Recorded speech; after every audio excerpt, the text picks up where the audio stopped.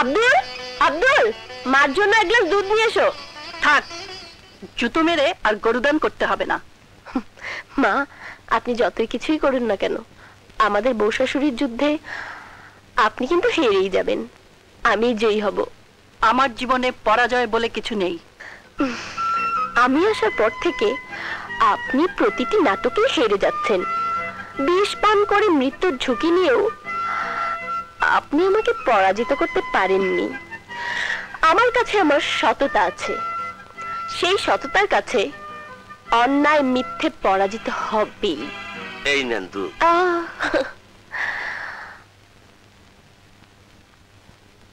নিন মা, দুধটুকু খেয়ে নিন। ভয় নেই, এতে বিষ নেই। এই দেখুন। ও বুঝেছি, 1 ঘন্টা। 1 ঘন্টা পর আমার যদি কিছু না হয় তাহলে দুধটা খেয়ে নেবে। তুমি আমাকে কি পেয়েছো, বোকা? না, সহজ সরল। না না। তাহলে কি ভাবো আমাকে? আমার প্রতিদ্বন্দ্বী। মানে? মানে আমি বউ, আপনি শাশুড়ি, তার মাঝে আছে একটি কি? একটি যুদ্ধ। নিন, এই দুধটুকু খেয়ে নিন। যুদ্ধের শক্তিরও প্রয়োজন আছে। না, তোমার মতো একটা মেয়ের সাথে যুদ্ধ করতে আমার শক্তির প্রয়োজন হবে না। আমার বুদ্ধি দিয়ে তোমাকে আমি পরাজিত করব।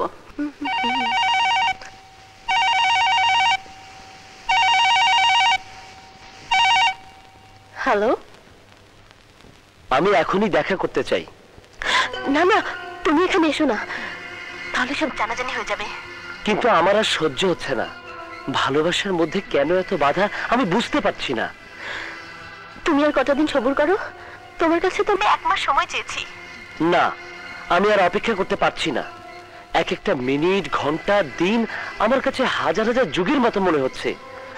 এই বিরহ বেদনা আমার আর সহ্য হচ্ছে না। আমি আসছি।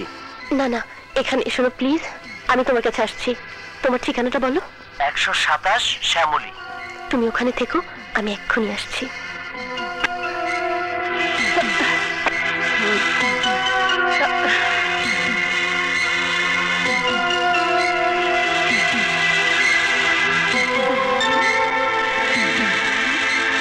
কার সঙ্গে কথা বললো? কি এত গোপন কথা? আমাকে সব জানতেই হবে। এই এই সেনজি,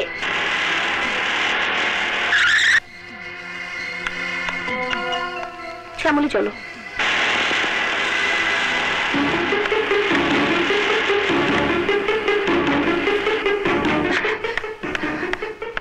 ড্রাইভার, গাড়ি স্টার্ট করো আর ওই সিএনজিটাকে ফলো করো।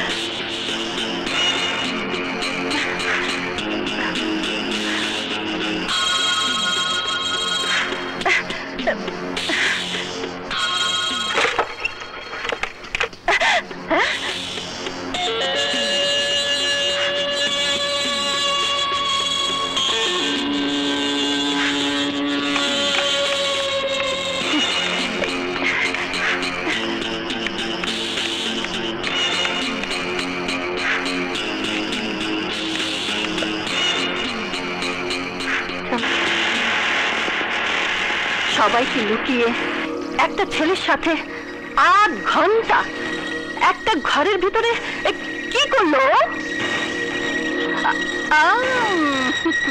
ঘর ভাঙার পথ পেয়ে গেছি।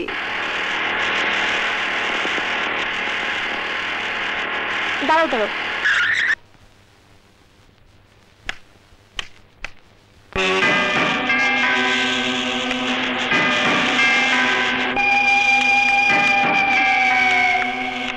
কালুর মা, কালুর মা। জি, আপনি আইছেন?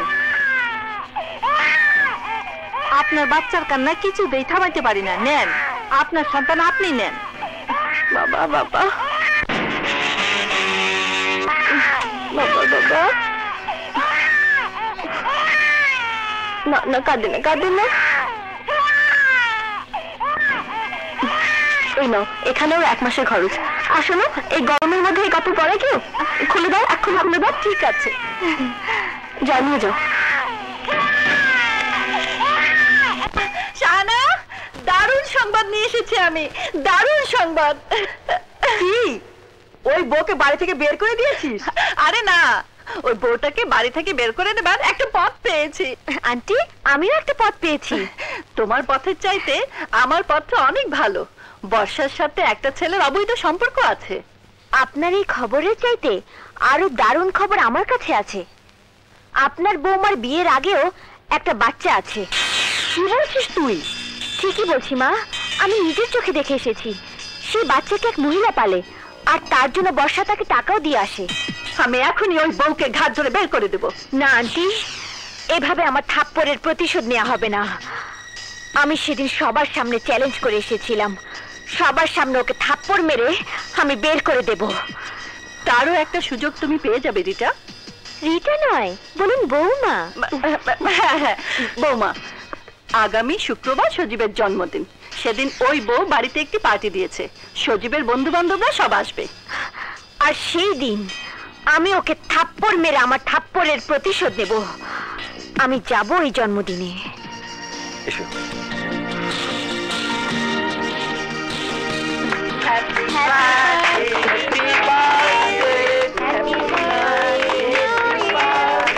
কাঞ্চামা, কেকটা ভেতর থেকে কেটে রেডি করে নিয়ে এসো। যাও।